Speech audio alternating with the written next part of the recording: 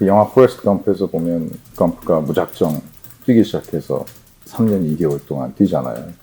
저도 어느 날 이제 글을 쓰고 싶어서 쓰다 보니까 50편 에세이를 쓰게 됐어요. 그래서 작년은 뭐 앞만 보고 달려왔는데 지난 20년을 돌아볼 수 있는 소중한 기회이기도 했고 특히 지난해는 저희 부모님도 투병하시고 그 아이의 사고도 있고 그래서 저와 가족 모두에게 힘든 시간이었습니다. 그래서 돌아볼 시간이 필요했고요. 그 말씀하신 27년 전에 쓴 7막7장은 참 독자들 과분한 사랑을 받으면서 100만 부 이상 팔렸는데 그게 이제 청년으로서 멈추지 않는 삶을 위하여 쓴 책이라면 이거는 삶의 가운데에서 소명을 찾기 위한 여정에 대해서 쓰고 싶었습니다. 아직 못 찾았어요. 아쉽게도.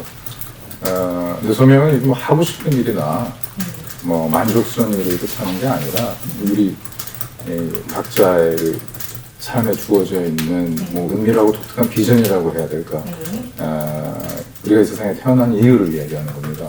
그래서 저는 이게 아주 극소수만이 발견하는 위대한 비밀이라고 생각을 하고 제 좌우명대로 정말 항상 깨어있고 죽는 순간까지 사랑하고 절대 포기하지 않아야 다가갈 수 있는 것이다 그런 생각을 하는데 결국 그걸 찾고 실천해서 세상을 떠날 때 정말 후회 없이 잘 살았다라고 얘기할 수 있는 게 제 목표고 어찌 보면 이번 책은 그렇게 치열하게 살아왔지만 아직 소명을 찾지 못한 유한한 실망?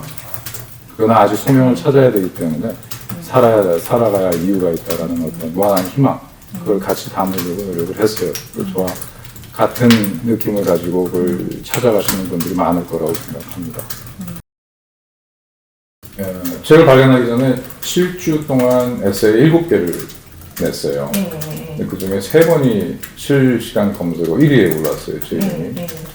다 이제 그 정계복귀 신호탄이다라는 그런 추측 기사를 때문이었는데, 사실 지난 2012년 국회를 떠난 이후에 단 한 번도 제가 정치 복귀 의사를 밝힌 적이 없고, 또 선거 때마다 불출마 의사도 명확히 했죠. 그럼에도 불구하고 이제 이렇게 회사를 매각해도 SNS를 그만둬도 SNS를 시작해도 글을 쓰고 책을 써도 이제 정계복귀 의사를 보거든요. 그런 기대는 한편 감사하지만 사실 저는 정치건 사업이건 가슴의 소리가 들리면 남들이 하지 말라고 말려도 앞뒤 안 보고 뛰어듭니다. 들리지 않기 때문에 흔들리지 않죠. 제 SNS도 그렇고 이 책도 그렇고 제 삶에서 소중하게 생각하는 가치들 그걸 공유하고 싶어서 시작했어요. 일례로 지구와 인류의 미래를 위한 환경 이슈들 그런 것들 저한테도 소중했고 또 독서, 운동, 사색 이렇게 좀 더 가치 있는 삶을 추구하기 위한 노력들 그런 것들도 저에겐 중요했고 지금은 그렇게 여러 가지 도전을 통해서 소명을 찾아가는 여정 그게 저한테는 중요했습니다. 그래서 저는 제 SNS는 다 그런 내용들이었어요. 정치인일 때도 정책이나 정당 이야기 없었고 기업인으로서도 제품이나 회사 홍보는 정말 아주 가끔씩 그래서 그런 가치를 공유하기 위해서 했던 것이지 그런 모든 제 발언에 그 정치적인 의미를 부여하는 게 참 한편으로는 뭐 그 기대가 감사하지만 한편으로는 서글프죠. 서글프다는 것은 이제 기존 정치권에 대한 실망, 뭐 변화에 대한 열망이 부족한 처에 대한 기대로 나타나는 것이니까 그런 부분에서 안타까움이 있다는 거죠.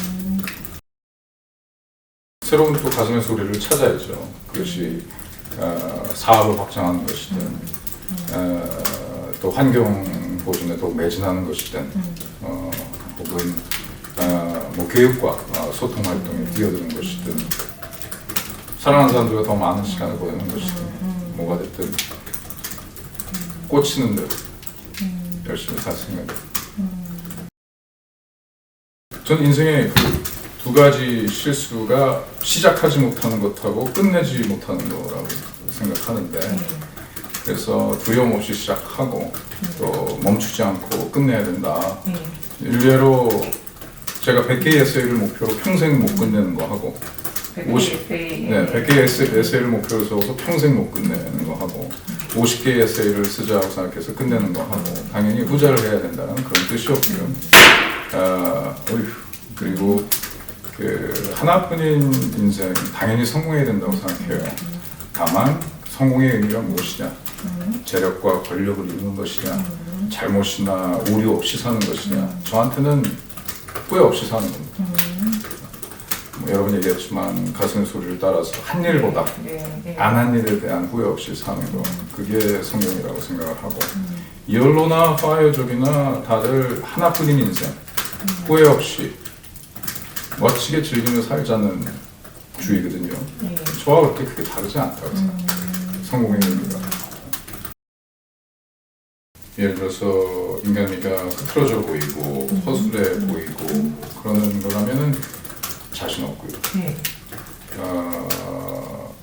실수 끊임없이 하고 끊임없이 실패해도 한결같이 열심히 사는 그런 자세가 인간적이라면 좋고 그렇지 않다라면 그걸 흉내낼 생각은 없어요. 다만 그 집중이라는 거는 지금 제게 이 순간에 이 세상에서 제일 중요한 사람이 누구 같습니까? 자기 자신이요? 아니, 나를 인터뷰하는 곽 팀장이거든요. 지금 이 순간. 그렇죠. 내가 오늘 아침에 만난 사람, 저녁에 만날 사람, 또 인터뷰를 앞으로 몇 개 할 건지 저한테는 전혀 중요하지 않아요. 지금 이 순간에 이 인터뷰에 몰입하는 게 제 삶의 비결이라고 생각을 하고 실제 제 책에도 썼지만 앤디 그로우가 세상에 너무 많은 사람이 너무 많은 일을 하며 너무 작은 성과를 낸다. 저는 그 말에 전적으로 공감해요.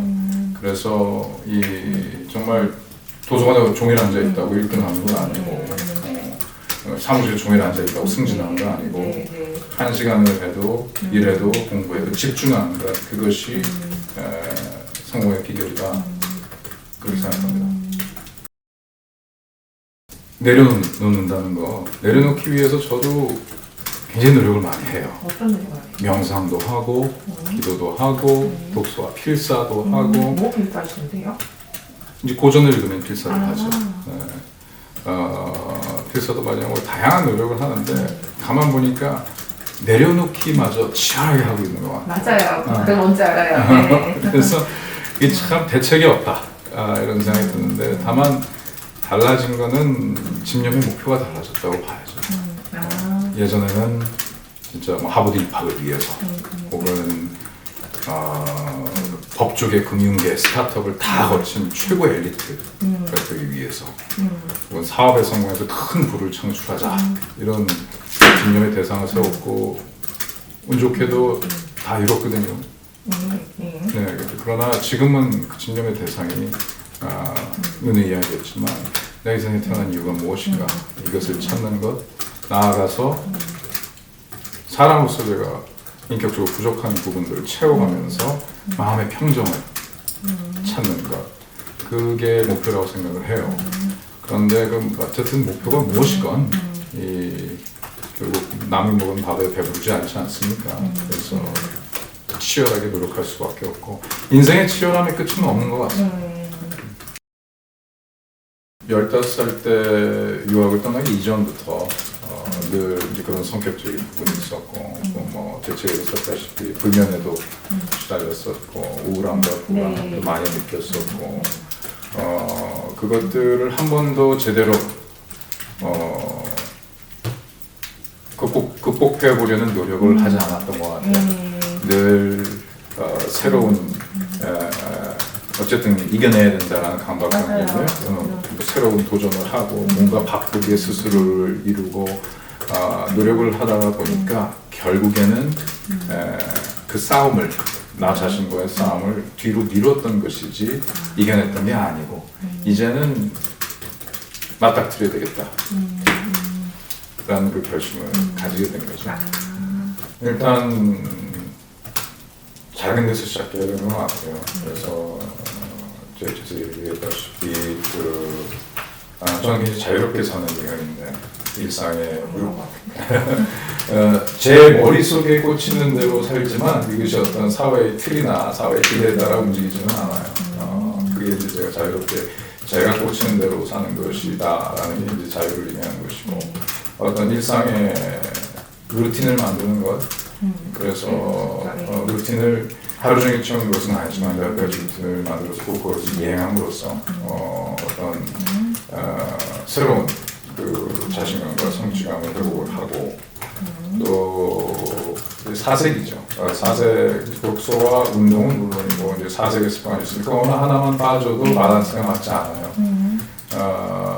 뭐 독서만 하고 생각을 안 하고 밑으로 오신다고 했으니까 그 사색을 하는 방법이 다양한 것이 있는데 그 중에서 이제 책을 읽고 자신의 삶을 반추하는 방법도 있고 또 명상을 통해서 마음을 다스리는 것도 있고 이런 자연에서 이제 인간의 자연의 기대감 앞에서 인간의 자금을 느끼는 것도 있고 그런 여러 가지를 통해서 이 감정과 생각에 몰입하지 않고 오늘에 집중해서 사는 것 그걸 위해서 많이 노력을 했고 뭐 과거에 대한 후회나 미래에 대한 걱정 이런 것 없이 결국 이제 오늘을 사는 것이 제일 중요하기 때문에 그 노력을 하기 위해서 애썼습니다. 지금도 애쓰고 있고요. 진행형이죠. 뭐. 죽는 순간까지 노력하는 거죠. 4년이나마 안 해봤다면 지금 그런 유혹을 강하게 느낄 수도 있겠죠. 그러나 어떤 경우에도 정치가 뭐 중년의 위기를 맞이하고 인생을 이룬 사람들에게 하나의 메달처럼 훈장처럼 이용되어야 되는 직분이라고 사명이라고 생각은 절대 안 하고요. 다만 저 같은 경우에 이제 4년을 경험하면서 짧은 시간에 많은 걸 느꼈죠. 정치가 얼마나 힘들고 또 내 이것을 바꾸기에 내 영역이 얼마나 부족했고 그 부족한 상황에서 나의 젊음을 제대로 쓸 수 있는 영역, 다른 영역을 찾는 것이 좋겠다라는 판단을 하고 나왔기 때문에 다시 돌아가기 위해서는 정말 큰 가슴 소리가 들려야 되고 큰 사명감이 느껴져야 되고 또 큰 책임감을 누릴 수 있어야죠. 그래서 그게 없는데 할 일이 없어서 여유가 많아서 정치에 뛰어든다? 그거는 국민과 국가에 대한 엄청난 죄악이라고 생각합니다. 제가 2008년도에 출마했을 때도 사실 저 공천 다 떨어뜨리고 보수 정당이 한 번도 당선된 적이 없는 곳에 보냈거든요. 그리고 그 당시에 여론조사를 13번인가 14번 했는데 제가 다 졌던 걸로 기억해요. 근데 결국 승리했죠. 그 얘기는 승리를 제가 뭐 선거에 나와서 승리를 할 자신이 있다 이런 이야기가 아니라 아까도 얘기했지만 제 가슴이 부르는 소리가 들리면 누가 뭐래도 아무리 이 사업이 절대 성공할 수 없다라고 이야기해도 시작할 것이고 이 정치의 도전이 절대 성공할 수 없을 것이다 해도 뛰어들 겁니다. 그게 없기 때문에 뭐 정치 공학적으로 우세하냐 불리하냐 이런 거를 전혀 따져본 적이 없고 앞으로도 사업과 정치에서 그런 걸 따져볼 생각이 전혀 없어요.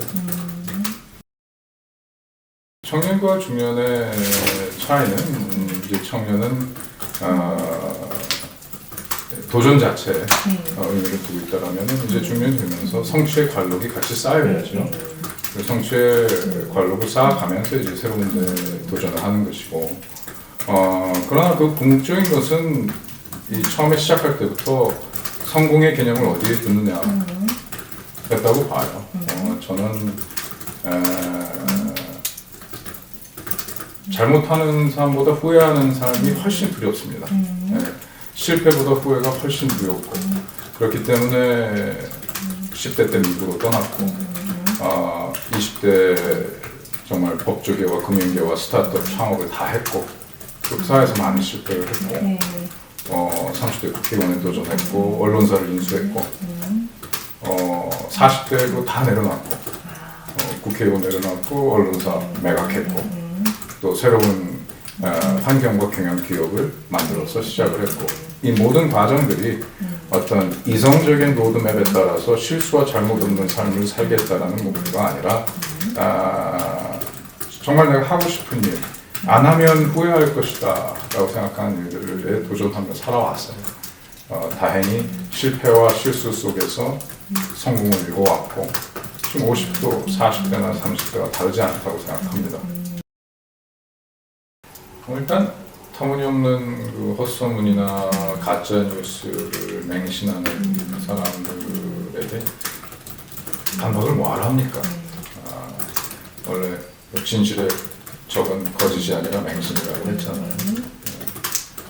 그리고 결국은 판결문이 나와도 언론 보도가 정정을 해줘도 안 믿는 사람도 있고 심지어 가짜 판결까지 놔두기 때문에 그 의미가 없고 결국에는 잘못한 부분은 뉘우치고 또 열심히 살아서 건강한 사회 구성으로 사회에 기여하는 것 그게 최상의 반성이고 반박이라고 생각을 해요. 그리고 이렇게 아빠가 언론에 거론될 때마다 아이가 함께 거론돼서 참 개인적으로 미안하게 생각하지만 이겨내야 할 일이고 또 시간이 지나면서 더 건강하고 성숙한 사람으로 성장할 거라고 믿습니다. 또 그렇게 도와야죠.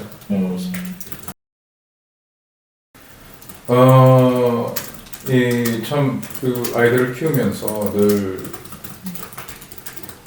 뒤에 있었지만 착하고 똑똑하다 이런 칭찬들만 듣고 그런가 보다 했지만 그 아이들이 느끼는 아이들마다 고유한 문제가 있을 것이고 또 제 딸 아들로 자라는 데 대한 스트레스도 있을 것이고 맞아요. 사회적 이목과 관심에 대한 부담도 있을 것이고 그런 여러 가지 문제점을 느낀다 그래서 다들 또 마약을 한다거나 술을 담배를 찬다거나 그런 거는 아니에요. 분명히 그래서 그런 것들을 느끼지만 잘못하고 실수한 부분이죠. 어린 나이에 그 부분에 대해서는 아마 이제 상상 이상의 그런 주목과 파장에 대해서 본인도 큰 충격을 받았고 잘못을 뉘우치는 것과 동시에 그것을 극복하기 위해서 최선을 다하는 노력을 제가 지켜보고 있어요. 그래서 저도 부모로서 그 절대적 책임으로부터 자유로울 수 없고 또 내 아이로서 자라는 것이 얼마나 힘든 일이었나라는 것을 느끼는 계기도 됐고 또 제가 자라면서 느꼈던 여러 가지 우울함과 불안함에 대해서도 같이 느꼈고 함께 잘 극복할 수 있는 계기로 만들어서 배급해야 된다고 생각합니다. 사회에. 사실 이 에세이를 쓰면서 무엇을 털어놓고 고백하고 그럴 만한 내용이 있는 건 아니고 이제 정말 삶의 가운데에서 제 삶을 돌아보는데 솔직하고 힘 빼고 솔직하게 편안하게 쓰자. 그래서 제 인생에 가장 좋았던 부분들 또 가장 힘들었던 부분들을 빼놓고서 무슨 삶을 돌아보는 에세이가 되겠습니까? 사실 이것저것 다 빼면 지금 경영인이나 정치인들이 남들한테 대필해서 쓰는 그런 영혼 없는 책이 나오고 말거든요. 제가 뭐 대단한 작가는 아니지만 그래도 제가 직접 쓰고 하는 글이 제 인생에서 가장 중요한 것들을 담아야 된다고 생각해서 가감 없이 쓰려고 노력을 했어요. 다만 그래도 정말 책에 담기 힘든 최악의 내용들은 안 썼겠죠. 최악이 뭐예요? 그런 얘기하면 안 되지. 뭐 헤럴드는 제가 2002년도에 인수했을 때 사실상 50년 적자를 기록했던 부도 직전의 기업이었거든요. 그거를 이제 3년 만에 다시 이렇게 해서 국제 전환시켰고 또 14년 연속 국제 기록하고 그리고 뭐 1,000억이 넘는 가치에 매각을 했으니 14년이죠? 네, 14년 연속 국제를 기록했고 매각할 때 이제 1,000억은 넘는 가치로 매각을 했으니 나름의 이제 성공을 거둔 거고 올가니카는 2013년에 세웠을 때 매출이 8천만 원이었거든요. 그거를 지금 1,100로 키웠으니까 그리고 뭐 앞으로도 더 지금 계속 성장 중이니까 그 두 개 기업에서 나름의 성과를 거뒀다고 생각을 합니다. 그러나 경영인으로서 성공했다라고 이야기하기에는 아직 갈 길이 멀죠. 뭐 제가 매일 보고 싶은 작품, 예를 들어 라스코나, 폴라 이런 것들은 이미 천문학적인 액수고 또 다 박물관들이 차지하고 있기 때문에 저에게 수입 기회가 오기는 힘들 것 같고요.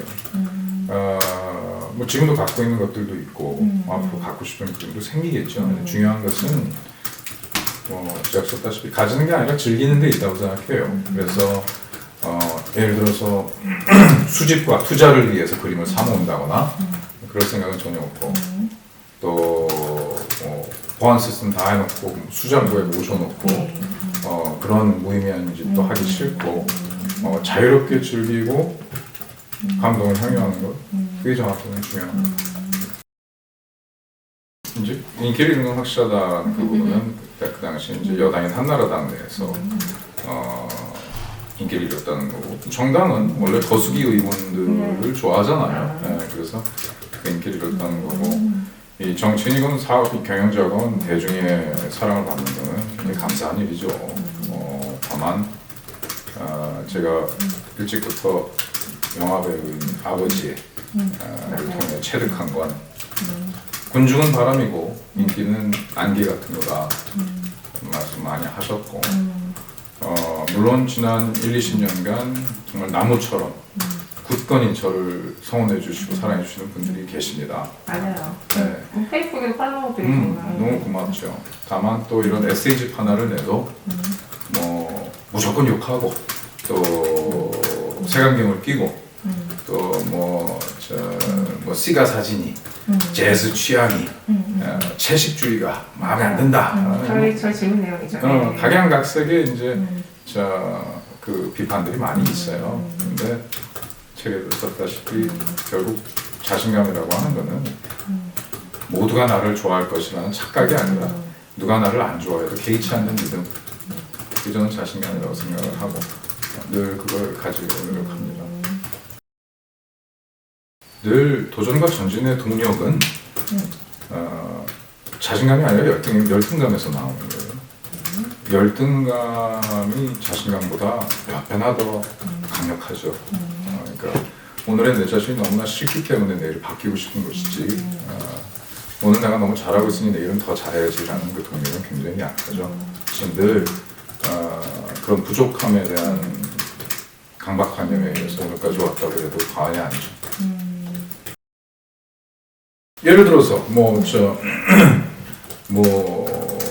머리 스타일을 똑같이 유지한다 뭐 이런 얘기도 많이 했잖아요. 사실 아침에 일어나면 머리 스타일을 어떻게 할지 어떤 옷을 입을지 이런 따위의 고민 안 해도 해야 될 일이 산더미처럼 머릿속에 있어요. 그래서 인생의 제일 중요한 거는 정말 해야 될 일하고 안 해야 될 일을 골라내는 거예요.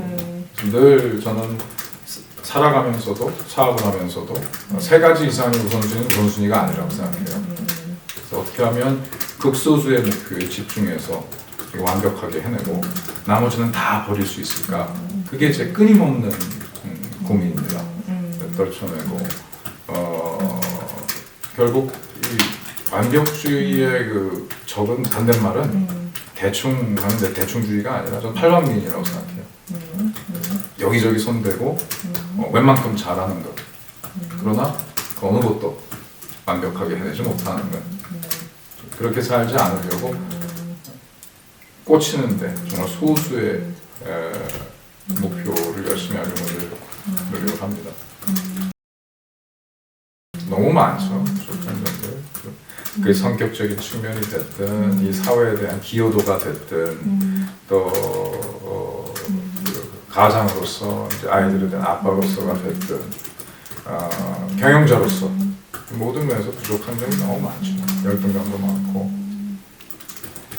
정말 늘 늘 제 자신이 부족하다는 거였어요. 늘 제 자신이 부족하다라는 그 관념이었고 더 잘해야 되겠다. 영어도 마찬가지였고 미국으로 떠나 미국에 도착했을 때 영어 한마디 못하는 사람으로서 그걸 이겨내기 위한 거였고 또 늘 그랬던 것 같아요. 그리고 또 중국으로 떠날 때도 마찬가지였고 로스쿨에 들어간 뒤에 금융계에 진출할 때도 마찬가지였고 금융에 대해서 아는 게 하나도 없고 숫자도 모르는 사람이었지만 그런 새로운 도전에 익혀야 되겠다라는 생각이었고 또 거기에서 기업을 창업을 할 때도 마찬가지고 회사원이 아닌 기업의 주인으로서 일하는 거 정치에 뛰어들 때도 마찬가지 제가 늘 모르는 분야 부족한 분야에서 늘 언더독으로 시작을 했던 것 같아요. 그래서 그 언더독이라는 이 관념이 늘 머릿속에 강하게 남아있어요. 근데 사실 언론에서 지금 선거 때마다 저를 소환해 주시고 또 나와달라는 지지층들도 있고 그런 것 같지만 제가 썼다시피 가장 큰 아이러니는 제가 정말 정치를 하겠다라고 했을 때는 정말 저를 이리저리 굴리고 공천 안 주고 네, 그랬거든요. 보수 정당에서 사실 어떤 면에서 제가 빚진 사람이 없으니 누구에게도 빚지지 않았고 정말 버린 카드로 쓰여졌던 거기 때문에 소신 있게 의원 4년 활동을 할 수 있어서 그 부분은 다행스러운 측면도 있지만 인생의 아이러니인 것 같아요. 맞아요.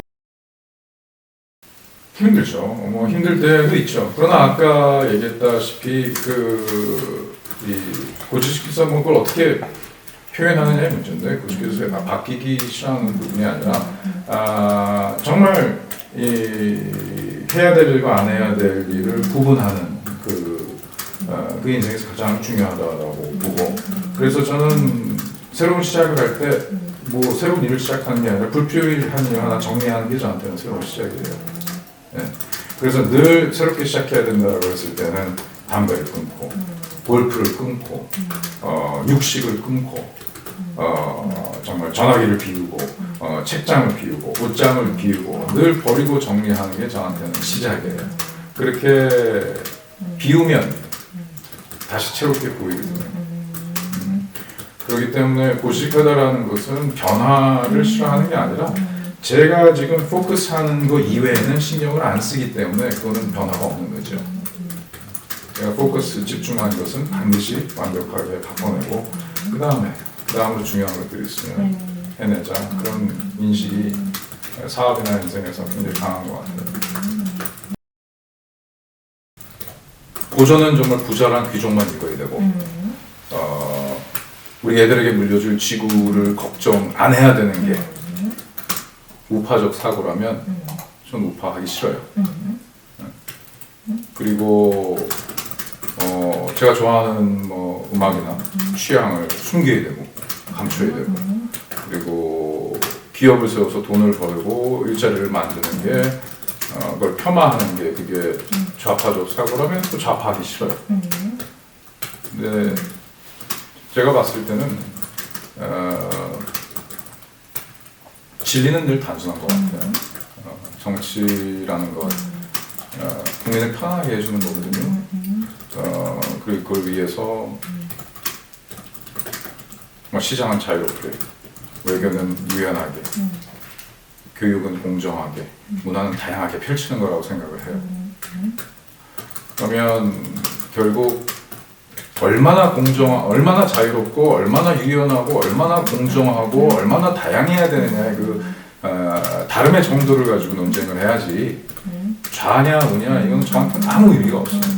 또 기계적인 중도도 의미가 없어요. 더 이상 좌우라는 개념을 좀 생각하지 않은 지 굉장히 오래된 것 같아요. 일단 정말 힘든 기업을 인수해서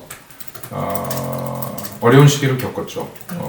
단순히 수익을 올려야 되는 일반 기업이 아니라 또 공익적 본분도 같이 가져가면서 수익을 창출해야 되는 첫 기업으로서는 참 어려웠던 도전이라고 생각을 합니다.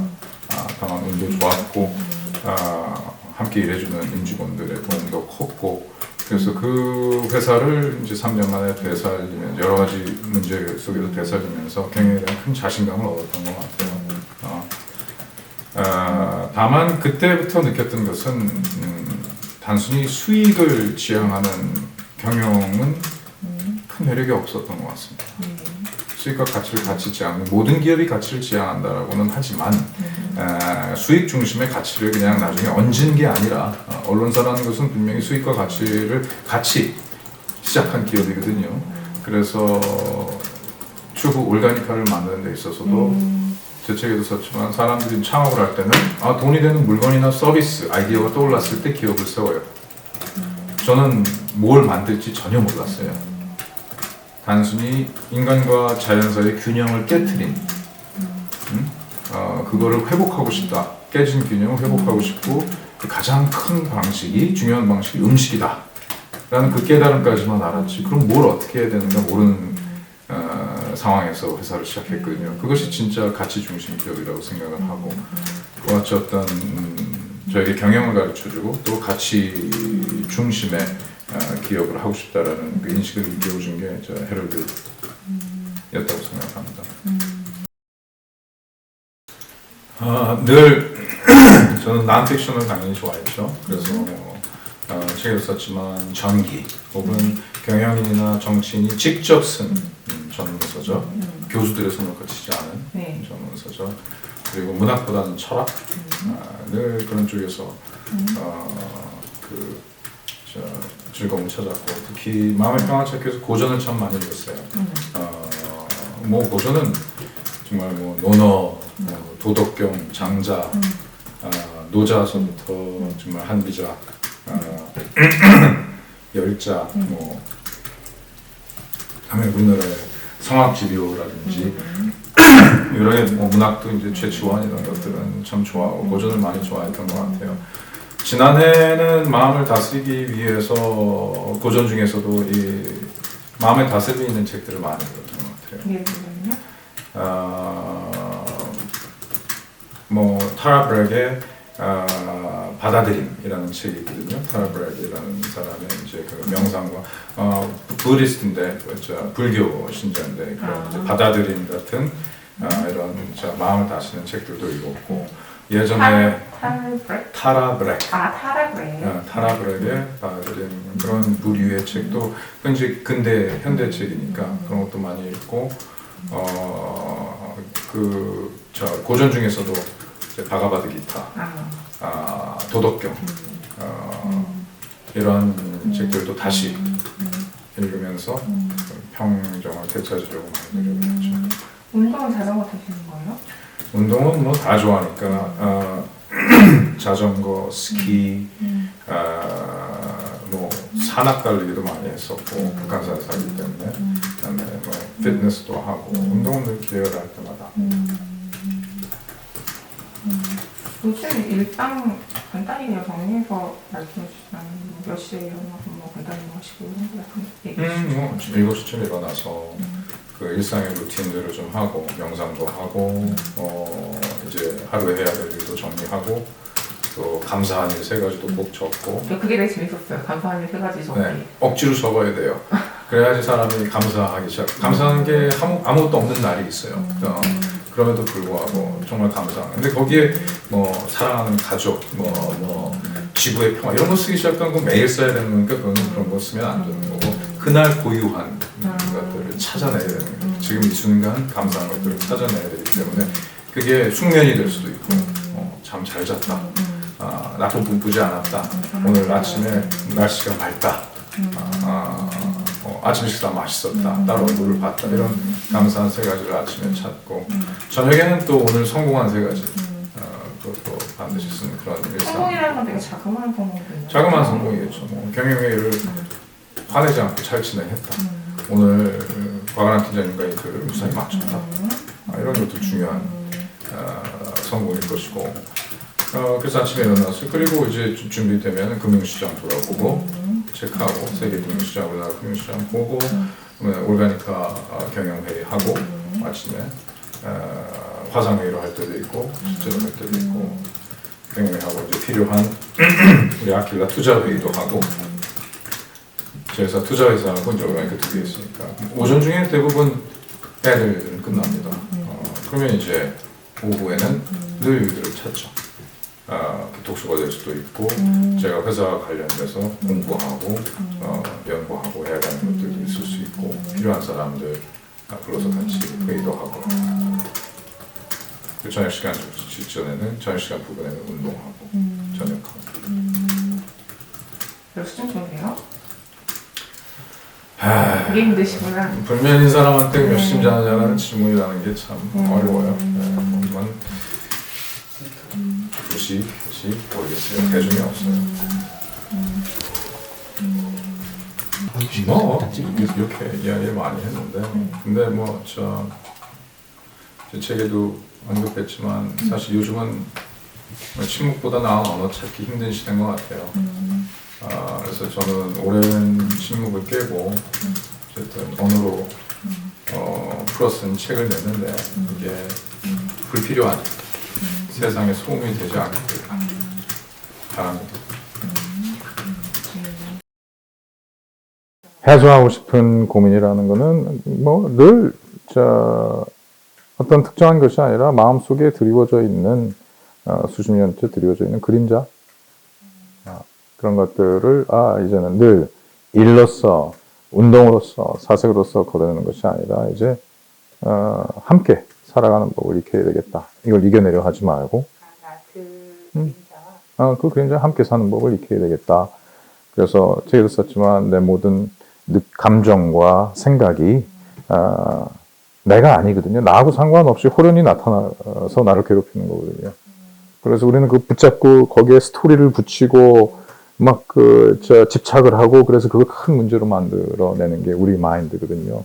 어떻게 하면 그것이 어두운 그림자가 됐건 과거에 대한 후회가 됐건 미래에 대한 걱정이 됐건 그것이 들어왔을 때 흘려나가게 유유히 구름을 지켜보는 사람처럼 흘러나가게 놔둘 수 있을까 이제 그런 개인적인 고민도 많이 하고 또 코로나 시국에 이제 기업인으로서 어떻게 대응해야 되고 변화해야 되는가 끊임없이 생각하는 차원을 떠났죠. 끊임없이 도전하고 시도하고 새로운 곳에 투자하고 이런 기업인으로서 역할도 하고 있고 또 한 국민으로서 참 지금 여러 가지 정치 사회적인 상황을 바라보면 답답한 부분이 많지 않습니까? 그래서 정말 상대편이 절대 악이라는 이런 극단적인 진영 논리 이런 거 보면서 저럴 시간이 있을까? 우리가 그런 답답함도 느끼고 여러 가지 고민 많이 하죠. 코로나가 진정된다고 해서 이전 삶으로 돌아가지 저는 못할 거라고 확신을 하고요. 그리고 또 기업인으로서의 대표적인 것들은 출장. 저는 참 출장을 좋아하는데 출장이 절반 이상 줄어들 것으로 생각을 하고 출장 없이 이렇게 회사가 잘 운영이 됐기 때문에 앞으로 출장과 명분 자체가 사라졌다고 생각해서 출장은 대폭 줄어들 거기 때문에 이제 여행 산업은 앞으로 지속적으로 힘들지 않을까 생각이 들고 또 각종 회의와 이런 만남이 이제 대폭 줄어들지 않을까. 그래서 어떤 면에서 효율은 늘어나지만 이제 인간적인 교류 그런 부분은 많이 줄어들 것 같다라는 그런 생각이 들고 또 뭐 상품이나 제품도 직접 소비자가 구매해야 되는 그런 부분들은 많이 줄어들 거라고 생각을 해요. 소비자에게 전달될 수 있는 그런 여러 가지 기업인으로서 바뀌어지는 게 많고 또 개인으로서도 뭐 똑같은 거가 되겠죠. 사람과 사람 사이의 교류가 많이 줄어들고 어떤 면에서 이제 비효율의 요소가 제거된다라고 하는 부분은 장단점이 있는 거거든요. 회사에서도 정말 필요하고 중요한 사람들이 누구였나, 내 인생에서도 정말 필요하고 중요한 사람들이 누구였나를 깨닫는 계기가 됐던 것 같아요.